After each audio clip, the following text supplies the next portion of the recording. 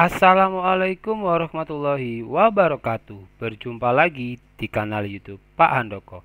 Di dalam video ini saya akan membahas contoh soal P3K kebidanan tahun 2023, tentunya bersama dengan pembahasannya. Semoga video sederhana ini bisa memberikan manfaat khususnya untuk teman-teman yang saat ini akan mengikuti tes P3K formasi kebidanan. Oke, tanpa berlama-lama lagi, langsung saja kita menuju pertanyaan yang pertama.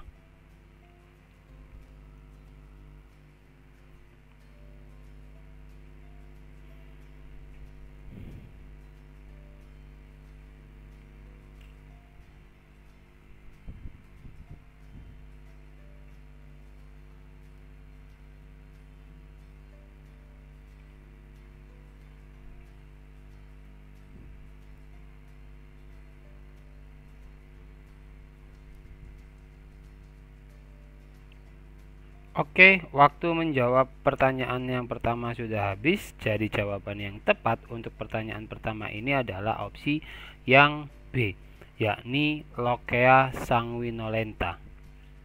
Jadi, Lochia adalah istilah medis yang digunakan untuk merujuk pada pendarahan postpartum setelah melahirkan. Pendarahan ini terdiri dari 3 fase yang berbeda. Pertama, Lochia rubra. Fase pertama setelah melahirkan biasanya berlangsung selama 3-5 hari. Lochia rubra memiliki warna merah cerah dan berisi darah serta lendir. Pada fase ini pendarahan paling banyak. Kemudian ada Lochia sanguinolenta, yakni fase kedua. Biasanya berlangsung dari hari ke-6 hingga hari ke-10 setelah melahirkan. Pada fase ini warna Lochia cenderung berubah menjadi merah kecoklatan dan berisi lebih banyak lendir daripada darah. Kemudian ada Lochia serosa, fase ketiga, biasanya dimulai setelah hari ke-10 dan berlangsung hingga beberapa minggu setelah melahirkan. Pada fase ini, Lochia berwarna kuning kecoklatan dan lebih berisi lendir daripada darah. Kemudian ada Lochia alba, yakni fase terakhir. Biasanya berlangsung setelah fase serosa dan dapat berlanjut hingga 6 minggu setelah melahirkan. Pada fase ini, Lochia berwarna kuning muda hingga putih dan berisi lendir daripada darah. Nah, Lochia sanguinolenta adalah fase kedua dalam pendarahan postpartum yang menggambarkan perubahan warna dan komposisi Lochia menjadi lebih cenderung berwarna kecoklatan dan berisi lendir daripada darah. Pada kasus ini, gejala pasien sesuai dengan fase ini ya, sehingga diagnosanya adalah Lochia sanguinolenta, yakni yang ada pada pilihan yang B. Itu tadi adalah pembahasan untuk pertanyaan pertama. Sekarang kita lanjut ke pertanyaan yang kedua.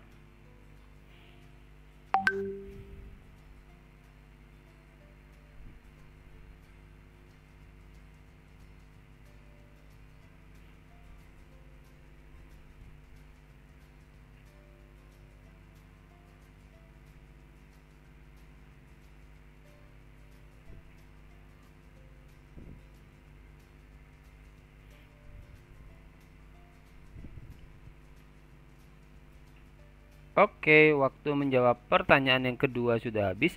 Jadi jawaban yang tepat untuk pertanyaan kedua ini adalah opsi yang D, yakni preeklamsi ringan. Jadi kondisi yang dijelaskan pada kasus ini adalah terkait dengan tekanan darah tinggi selama kehamilan yang merupakan karakteristik preeklamsi. Preeklamsi adalah kondisi medis yang sering terjadi selama kehamilan dan dapat mempengaruhi kesehatan ibu dan janin. Gejala yang muncul dalam preeklamsi meliputi peningkatan tekanan darah, proteinuria, yakni protein dalam urin, dan oedema, pembengkakan, khususnya pada ekstremitas bawah gitu ya. Nah, namun berdasarkan gejala yang disebutkan seperti tekanan darah 150/110, protein urin +2 dan oedema, ini sesuai dengan kriteria preeklamsi ringan. Preeklamsi berat, yakni yang ada pada pilihan C, akan memiliki gejala yang lebih parah dan berpotensi membahayakan kehidupan ibu dan janin.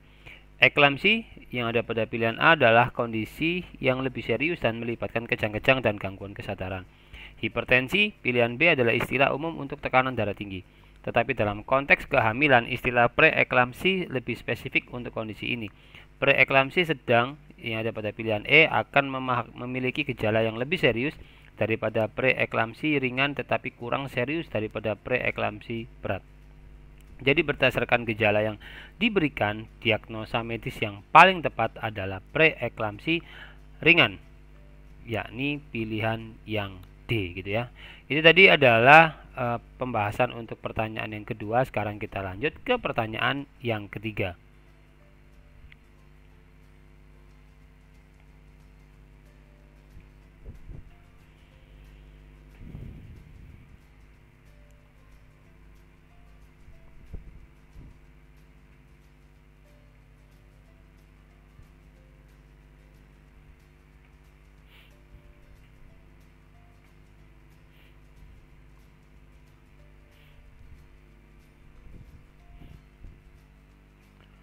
Oke, waktu menjawab pertanyaan yang ketiga sudah habis. Jadi jawaban yang tepat untuk pertanyaan ketiga ini adalah opsi yang C, yakni abortus imminens gitu ya.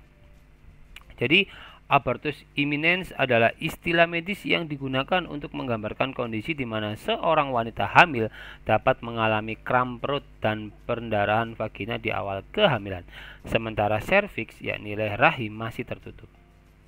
Gejala ini dapat mengindikasikan resiko keguguran, tetapi pada saat pemeriksaan serviks masih dalam kondisi tertutup, yang berarti ada kemungkinan janin masih dalam rahim dan proses keguguran belum terjadi sepenuhnya. Nah, kemudian untuk pilihan jawaban yang lainnya gitu ya, yakni ada pada opsi A, abortus komplit. Terjadi ketika semua jaringan janin dan produk kehamilan telah keluar dari rahim. Ini biasanya terjadi setelah gejala keguguran seperti pendarahan dan kram. Kemudian yang ada pada opsi B, abortus incipiens adalah istilah yang menggambarkan keguguran yang sedang berlangsung dan gejala pendarahan dan kram telah dimulai tetapi serviks masih terbuka. Kemudian yang ada pada opsi D, abortus incomplete. Abortus incomplete adalah kondisi di mana sebagian jaringan janin dan produk kehamilan telah keluar dari rahim tetapi masih ada sisa jaringan di dalamnya. Nah, kemudian ada abortus mola. Abortus mola adalah istilah yang digunakan untuk menggambarkan kehamilan mola, yaitu ketika jaringan plasenta tumbuh secara abnormal dan tidak berkembang menjadi janin yang normal. Ini bukan diagnosis yang sesuai dengan gejala yang diberikan dalam kasus ini. Jadi berdasarkan gejala yang diberikan, diagnosa yang paling sesuai adalah abortus imminens, yakni yang pada opsi atau pilihan yang C. Oke, itu tadi adalah pembahasan untuk pertanyaan ketiga. Sekarang kita lanjut ke pertanyaan yang keempat.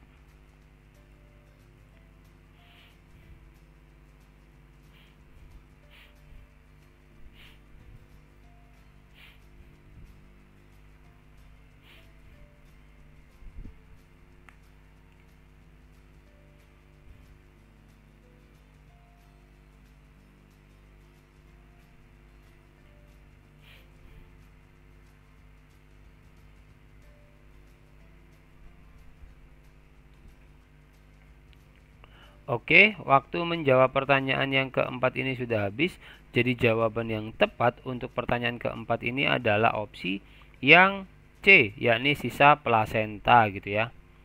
Jadi sisa plasenta adalah kondisi di mana sebagian kecil atau sisa jaringan plasenta tetap melekat di dalam rahim setelah proses persalinan. Gejala yang mungkin muncul termasuk pendarahan vagina setelah persalinan yang sudah selesai, serta perasaan ketidaknyamanan atau nyeri di perut bagian bawah. Pemeriksaan fisik dan pemeriksaan dengan alat medis mungkin diperlukan untuk mengkonfirmasi diagnosa. Nah, untuk opsi yang lain ya, yakni ada pada opsi A, solusio plasenta adalah kondisi di mana plasenta terlepas dari dinding rahim sebelum bayi lahir. Biasanya disertai pendarahan dalam rahim. Kemudian yang B, robekan serviks. Nah, robekan serviks adalah cedera atau robekan pada leher rahim serviks yang dapat terjadi selama proses persalinan. Namun dalam kasus ini tidak ada tanda-tanda cedera serviks yang disebutkan. D, atonia uteri. Atonia uteri adalah kondisi ketika otot-otot rahim tidak berkontraksi dengan kuat setelah persalinan, yang dapat menyebabkan pendarahan postpartum. Namun dalam kondisi ini tidak ada indikasi bahwa rahim tidak berkontraksi. Kemudian untuk opsi yang E, inversion uteri. Inversion uteri adalah kondisi langka di mana rahim terbalik keluar dari rahim setelah persalinan. Ini biasanya disertai pendarahan dan nyeri hebat. Namun dalam kasus ini tidak ada indikasi bahwa rahim terbalik. Jadi berdasarkan gejala pendarahan pasca persalinan dan hasil pemeriksaan yang disediakan, diagnosa yang paling sesuai adalah sisa plasenta, yakni pilihan yang C. Oke, itu tadi adalah pembahasan untuk pertanyaan keempat. Sekarang kita lanjut ke pertanyaan yang kelima.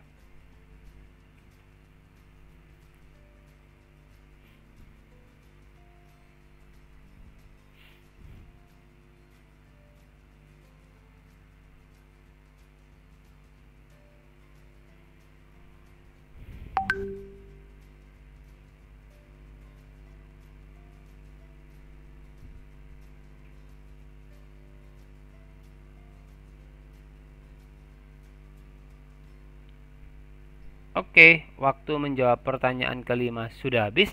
Jadi jawaban yang tepat untuk pertanyaan kelima ini adalah opsi yang B, yakni mencegah tetanus pada bayi.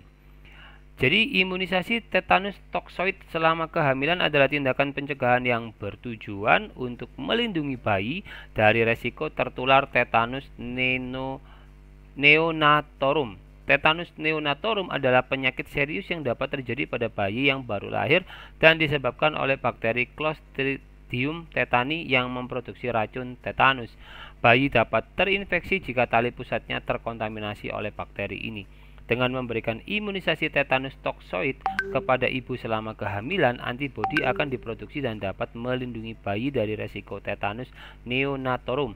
Oleh karena itu, tujuan tindakan ini adalah untuk mencegah tetanus pada bayi yang baru lahir, yakni yang ada pada pilihan yang B. Nah, sedangkan untuk pilihan yang lainnya gitu ya, yang seperti ada pada opsi A, mencegah tetanus pada ibu. Imunisasi tetanus toksoid juga dapat memberikan perlindungan kepada tetanus pada ibu gitu ya. Tetapi dalam konteks pertanyaan ini fokus utamanya adalah pada bayi. Kemudian yang C, mencegah tetanus pada petugas.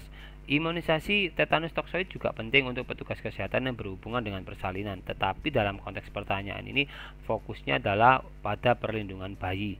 Kemudian yang D, mencegah tetanus pada ibu dan bayi. Ini bisa menjadi salah satu tujuan. Tetapi pertanyaan ini secara khusus menanyakan tujuan tindakan dalam konteks pencegahan tetanus pada bayi. Kemudian yang E, mencegah tetanus pada petugas dan ibu.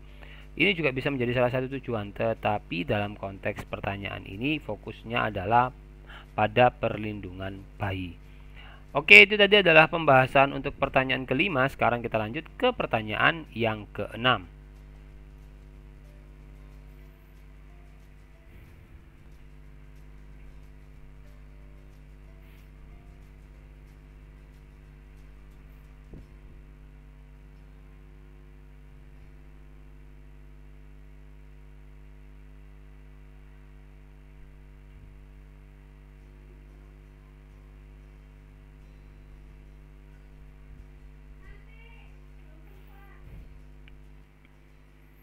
Oke, waktu menjawab pertanyaan keenam sudah habis. Jadi jawaban yang tepat untuk pertanyaan keenam ini adalah opsi yang A, yakni metode Kastner gitu ya.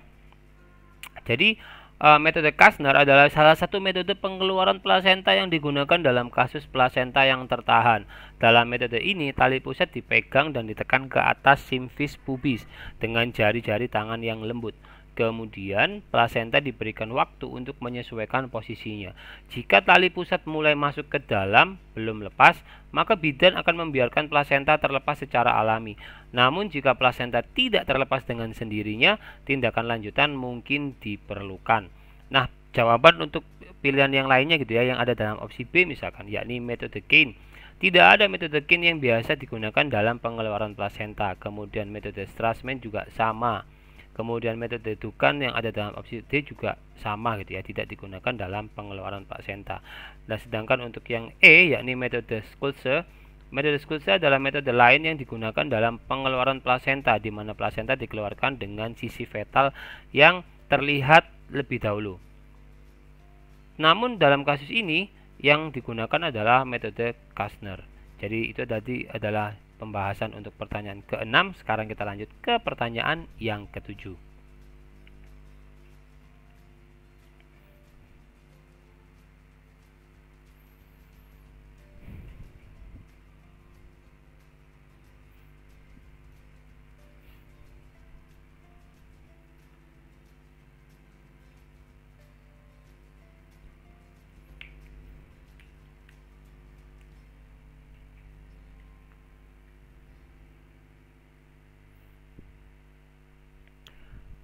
Oke, waktu menjawab pertanyaan ketujuh sudah habis, jadi jawaban yang tepat untuk pertanyaan ketujuh ini adalah opsi yang C, yakni hipermesis tingkat 2.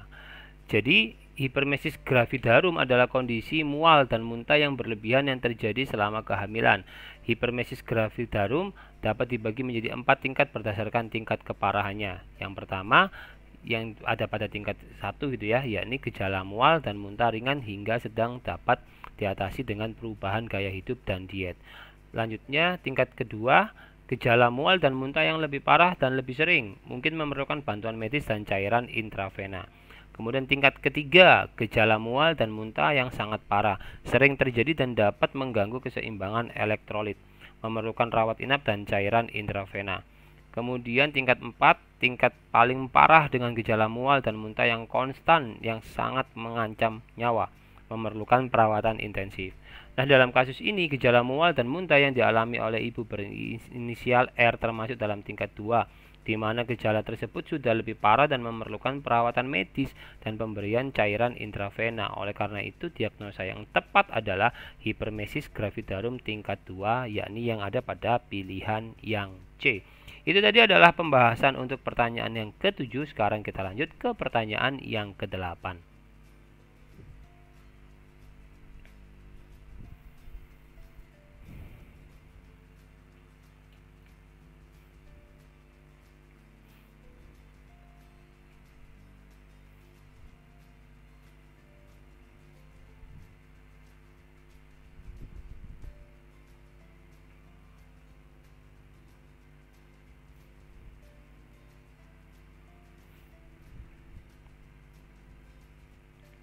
Oke, waktu menjawab pertanyaan ke-8 sudah habis, jadi jawaban yang tepat untuk pertanyaan ke-8 ini adalah opsi yang B, yakni 3875 gram gitu ya. Jadi, untuk mengestimasi tinggi badan janin atau TBJ, kita dapat menggunakan metode pengukuran fundus uteri atau TFU pada ibu hamil. Nah, dalam kasus ini TFU adalah 36 cm, yang sesuai dengan usia kehamilan 36 minggu. TFU adalah ukuran dari puncak rahim hingga dasar rahim dan digunakan sebagai indikator pertumbuhan janin. Nah, biasanya untuk setiap minggu kehamilan, pertambahan TFU adalah sekitar 1 cm. Jadi pada usia kehamilan 36 minggu, TFU normalnya sekitar 36 cm. Jika TFU lebih besar daripada 36 cm, itu bisa menunjukkan pertumbuhan janin yang lebih besar. Dalam pertanyaan ini, karena TFU adalah 36 cm, maka tinggi badan janin atau TBJ-nya yang diperkirakan adalah berat janin normal untuk usia kehamilan 36 minggu, yaitu sekitar 3875 gram yang ada pada pilihan yang B gitu ya. Nah, itu tadi adalah pembahasan untuk pertanyaan ke-8. Sekarang kita lanjut ke pertanyaan yang ke-9.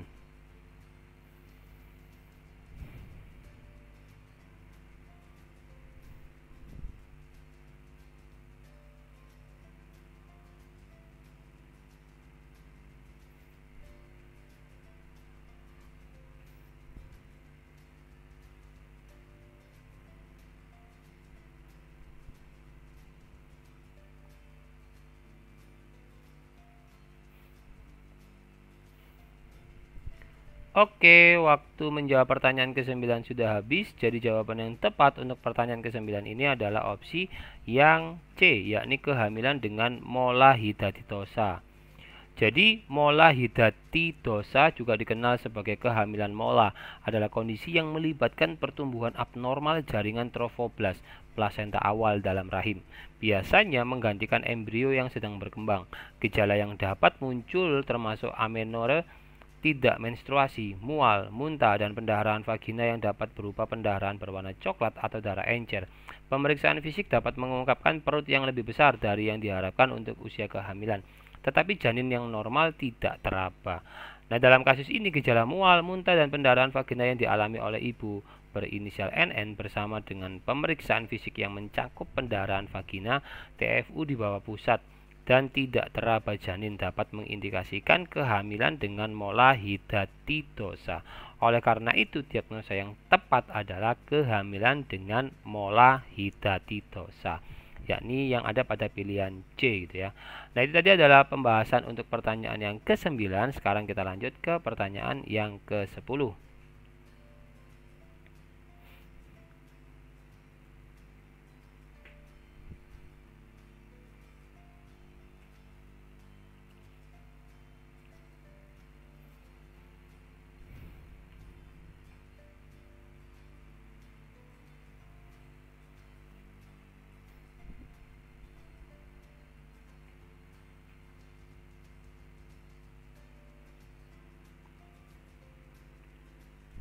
Oke, waktu menjawab pertanyaan yang ke-10 sudah habis.